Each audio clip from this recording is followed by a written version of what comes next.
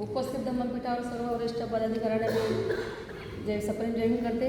वेळेअभावी मी सगळ्यांची नावं घेणार नाही आहे आणि उपस्थित सर्व उपासक उपासिका सर्व पदाधिकारी यांना मला सप्रेम जय हिंद. प्रतिक्रिया फक्त 2 मिनिटांमध्ये सरांनी सांगितली आहे. मी तर निशब्द आहे. या ठिकाणी आल्यानंतर अक्षरशः मी सरांना माहिती आहे मी रडले, अक्षरशः मी खूप रडले, भावूक झाले मी खूप.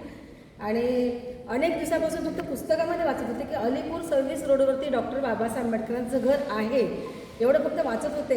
पण आज जेव्हा म्हणजे सरांनी जेव्हा म्हणजे भारतीय बौद्ध महासभा ही एक कुटुंब संस्था आहे आणि अमरावती जिल्ह्याचे अध्यक्ष जिल्हाध्यक्ष बोरकर सर म्हणजे आमचे कुटुंब प्रमुख आहेत आणि यांनी जेव्हा या विधी देण्याचं आणि ते भेट देण्याचं जेव्हा नियोजन केलं ना तेव्हाच मी भावूक झाले होते की चला मी आतापर्यंत पुस्तकामध्ये वाचलं होतं पण मला आता डॉक्टर बाबासाहेब आंबेडकरांचं घर पाहायला मिळणार, मला तिथलं स्मारक पाहायला मिळणार, मला तिथे माहिती ऐकायला मिळणार. हे सर्व तेव्हापासूनच माझ्या मनामध्ये अशी तळमळ होती. अशी जेव्हा इथे आले मी आल्यानंतर आम्ही सगळं आग्र्यामधलं सगळं काही बघितलं, प्रेक्षणीय स्थळ बघितले, दिल्लीमध्ये बघितले.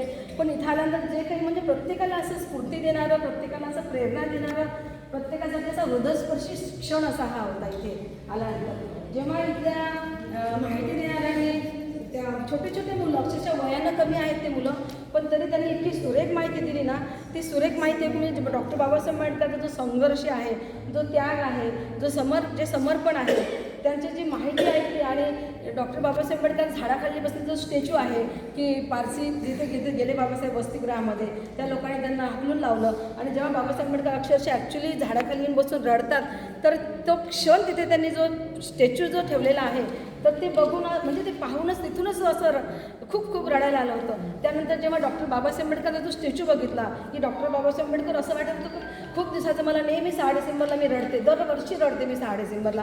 का की माझा जन्म त्यावेळेस का झाला नाही, माझा जन्म एवढा उशिरा का झाला, मला बाबासाहेब आंबेडकर का बघायला मिळाले नाही.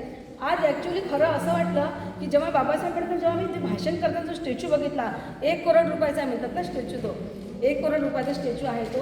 तर त्या स्टॅच्यूला बघून असं वाटलं की खरोखर माझ्यासमोर बाबासाहेब आंबेडकर आहेत, आमच्यासमोर सगळे बाबासाहेब ॲक्च्युली उभे आहेत आणि ते बघून मला खूप गहिरून आलं. त्या ठिकाणी म्हणजे आम्ही सगळ्या महिला रडलो अक्षरशः. आणि इथून आम्ही यापुढे नवीन प्रेरणा, नवीन ऊर्जा, नवीन चैतन्य घेऊन जाऊ आणि बाबासाहेबांची ही चळवळ आहे, ही चळवळ आम्ही पुढे नेण्याचं आमच्या अंगामध्ये, आमच्या शरीरामध्ये रक्ताचा एक थेंब असेपर्यंत आम्ही ही चळवळ पुढेच नेत राहू. आणि या ठिकाणी वेळेअभावी मी जास्त बोलत नाही. सर्वांना आम्ही मैत्रीपूर्ण जय भीम करते. जय भीम, जय बुद्ध, जय भारत, जय संग्राम.